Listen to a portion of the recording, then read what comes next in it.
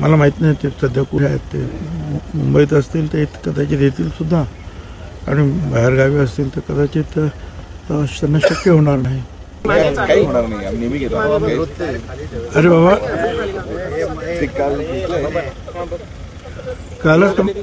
काल मी तुम्हाला सांगितलं की आज जयंती आहे सावित्रीबाई फुल्यांची, म्हणून त्यांच्या जन्मगावी नायगावला आम्ही गेली 20 वर्ष सातत्यानं जात असतो. त्याप्रमाणे आम्ही सगळे तिथे जातो आहोत. आणि आज विशेषतः मुख्यमंत्री फडणवीस साहेब आणि इथे मंत्रीसुद्धा येत आहेत. त्या कार्यक्रमाला निघालो. साहेब, स्मारकाची घोषणा झालेली होती, मात्र अद्यापपर्यंत पुढे काही हालचाल झाली नाही. कुठलं स्मारक? नायगावला सावित्रीबाई फुलेंच्या स्मारकाची घोषणा झाली. तुम्हाला अपूर्ण माहिती आहे की घोषणा आम्ही जी केली ती 2002-03 वर्ष सालीच पूर्णसुद्धा केली. आणि सावित्रीबाईंचं घर पूर्णपणे पडलेलं होतं. हरी नरके आणि मी स्वतः तिथे गेलो आणि आम्ही संपूर्ण घर एका चांगल्या वास्तुशास्त्रज्ञांना बरोबर घेऊन अभ्यास करून जसंच्या तसं ते घर उभं केलेलं आहे.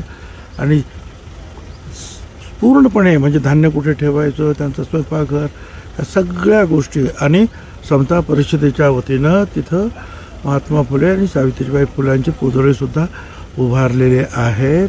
तिथे आता आणखी सावित्रीबाई फुले आणि ज्योतिराव फुल्यांचं जे आहे संपूर्ण कामगिरीचं जो एक प्रदर्शनसुद्धा जे आहे ते मांडलेलं आहे. अशी अनेक कामं तिथे सुरू आहेत. एवढंच नाही तर पर्यटन मंत्री असताना 5 कोटी रुपये खर्च करून तिथे जे आहे छोटे छोटे जे आहे राहण्याची व्यवस्था, बंगले वगैरे जे आहेत ते बांधलेले आहेत. आणि आता तिथे मुलींसाठी 200 मुलींसाठी NDAचं प्रशिक्षण केंद्र उघडावं म्हणून सुद्धा पैसे मंजूर झालेले आहेत. परंतु आता एक 10 एकर जागा आम्ही ती घेऊन ते आम्ही करणार आहोत. त्याच्यामुळे ते स्मारक पूर्ण झालेलं आहे. आता भेडेवाड्याचं स्मारक जे आहे शाळेचं पुण्याचं, त्याचं काम प्रगतीपथावर आहे. साहेब, महादेव जानकरांचं म्हणणं आहे की भुजबळ साहेबांनी स्वतः पक्ष काढावा, आम्ही त्याच्यामध्ये सहभागी होऊ. ठीक आहे, त्यांची ते सूचना आहे, पाहू काय करायचं. पवार साहेब, आणि आज तुम्ही एकाच व्यासपीठावर असणार आहे. गेल्या अनेक दिवसांनंतर, महिन्यांनंतर ही भेट होते. नाही, तेही खरं आहे, कारण तिथून झाल्यानंतर चाकणला महात्मा ज्योतिराव फुले आणि सावित्रीबाई फुल्यांचे पूर्णाकृती पुतळे उभे करण्यात आलेला आहे.